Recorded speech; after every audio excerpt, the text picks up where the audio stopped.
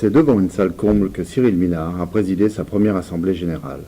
Ouverte par Sébastien Dromini, président du canton de Blangy, la partie statutaire s'est poursuivie par la lecture des comptes par Charline Cormand, trésorière.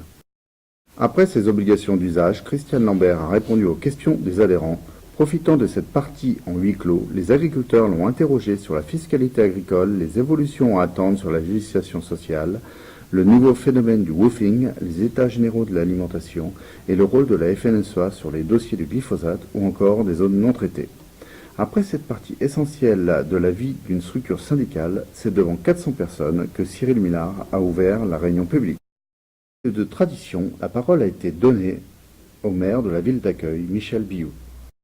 Puis se sont succédés Jean-Louis Thiriot, président du conseil départemental et conseiller départemental local, et Alexandra Dublanche, vice-présidente de la région Île-de-France. Tous deux ont mis en avant la nécessité d'une profession agricole investie sur le territoire. Après cette prise de parole, Laurence Fournier, secrétaire générale de la FDSEA 77, a animé une table ronde autour d'un débat attendu sur les médias, l'agriculture et la société. En effet, le décalage profond entre les médias et l'agriculture provoque un sentiment d'agribashing. Rien qu'en 2017, 57 émissions télévisées ont été à charge contre l'agriculture et les agriculteurs. Éric Brunet, journaliste à RMC sur BFM TV, Christiane Lambert, président de la FNSEA, ont tenté d'apporter et d'expliquer les clés d'une communication réussie.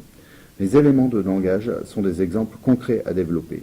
Bien souvent, la méconnaissance des journalistes provoque l'incompréhension. Répondre aux médias de façon simple et en y mettant toute la conviction permet de faire passer les messages.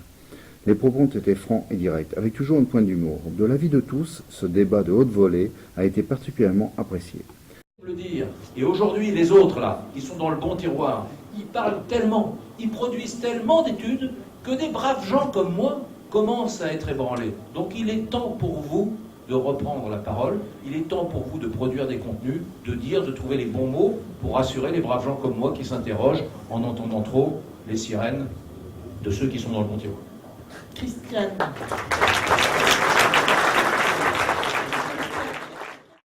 Pour clore cet après-midi, Christiane Lambert et Cyril Minard se sont succédés à la tribune avec pour rôle de redonner de l'espoir à une profession traversée par des crises économiques, climatiques avec les successions des crues et bien sûr de confiance. Enfin, Béatrice Abolivier, préfet de Seine-et-Marne, a clos l'Assemblée générale. Elle s'est aussi attachée à défendre sa politique sur le schéma départemental des gens du voyage, qui interpelle fortement le monde agricole.